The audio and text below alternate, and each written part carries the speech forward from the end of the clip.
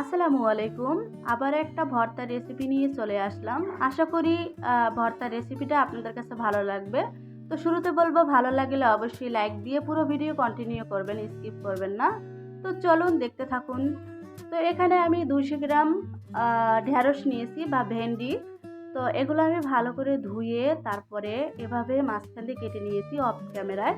তো আপনারা চাইলে এটা 2 সাইড থেকে কেটে তারপর বড় করেও রাখতে পারেন, কোনো অসুবিধা নাই। তো এখন আমি এগুলা সিদ্ধ করে নেব। আর এই ভর্তাটা তৈরি করতে বেশি সময় লাগে না। তো এখানে আমি কিন্তু একটা কড়াই বসাই দিলাম। এখন কড়াইতে আমি দিয়ে দিব ঢেঁড়সগুলা।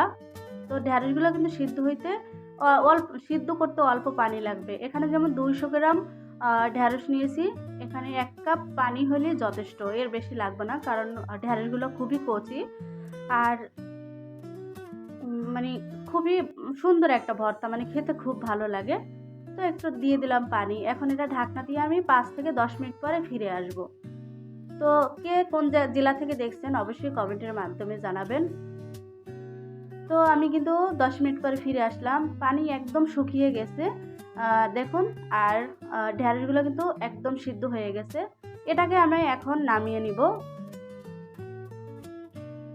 তো এখন আমি মরিচ ভেজে নেব। মানে আমার মরিচ ভাজাটা স্কিপ হয়ে গেছে, আপনারা বুঝে নেবেন। তো আমি মরিচগুলো একটু সরিষা তেল দিয়ে ভেজে নিয়েছি। আপনারা ঝালের পরিমাণটা বুঝে শুনে দিবেন, আপনারা যেরকম পছন্দ করেন। তো এখানে দিয়ে দিলাম টেস্ট অনুযায়ী লবণ। এখন মরিচগুলো আমি ভেঙে নেব, ভেঙে গুঁড়ো করে নেব। আর এখানে কিন্তু আমি পেস্টটা আগে অ্যাড করব না, তাহলে পেস্ট থেকে পানি বের হয়ে যাবে, তাহলে ভর্তাটা খেতে ভালো লাগবে না। আপনারা চাইলে এখানে রসুন ভাজাটাও অ্যাড করতে পারেন, আমি কিছু দেই নেই, আমার কাছে ভালো লাগে না তাই।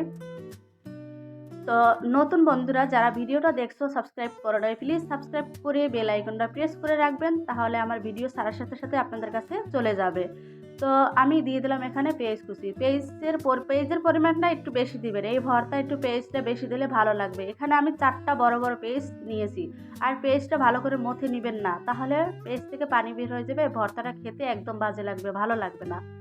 তো এখানে আমি কিন্তু অ্যাড করব ভেন্ডি বা ঢেঁড়সগুলো। দেখুন কতটা সিদ্ধ হয়ে গেছে, একদম সুন্দর। সবসময় চেষ্টা করবেন একটু কচি ঢেঁড়সটা নেওয়ার জন্য। তো আমি সবগুলো নিয়ে নিলাম। তো পুরান বন্ধুরা, আপনারা যারা ভিডিওটা দেখছেন বা আমার চ্যানেলের পাশে আছেন, প্রথম থেকে এবং শেষ পর্যন্ত থাকবেন আশা রাখলাম। তো আপনাদেরকে অনেক অনেক ধন্যবাদ ভিডিও দেখার জন্য। তো আমি এখন ভালো করে মেখে নেব। আপনারা বাসায় এই ভর্তার রেসিপিটা একবার হলে ট্রাই করবেন। বিশেষ করেন যারে একবারে খাওয়াবেন সে আপনার কাছে রেসিপি জানতে চাবে। আর ভাত থাকবে না হাঁড়িতে, এত সুন্দর একটা ভর্তা, খেতে এত ভালো লাগে। তো এখানে দিয়ে দিলাম আমি সরিষার তেল। আপনারা সরিষার তেলটা দেওয়ার চেষ্টা করবেন। আর আমার চ্যানেলে আমি সবসময় সহজ রেসিপি দিয়ে থাকি, প্লিজ চাইলে চ্যানেলটা ভিজিট করতে পারেন। আর আপনারা কোন রেসিপি চান অবশ্যই কমেন্টের মাধ্যমে জানাবেন। তো আমার ভর্তাটা কিন্তু অলরেডি তৈরি করা শেষ।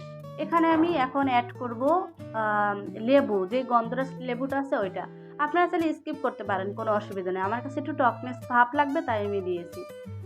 তো আমার কিন্তু রেসিপিটা একদম তৈরি করা শেষ। তো শুরু বলবো আপনাদের কাছে, আমার রেসিপিটা যদি ভালো লাগে অবশ্যই শেয়ার করে দিবেন, আর আপনারা বাসায় একবার হলে ট্রাই করবেন প্লিজ। তো সবাই ভালো থাকবেন, সুস্থ থাকবেন। দেখা হবে নতুন কোনো ভিডিও নিয়ে।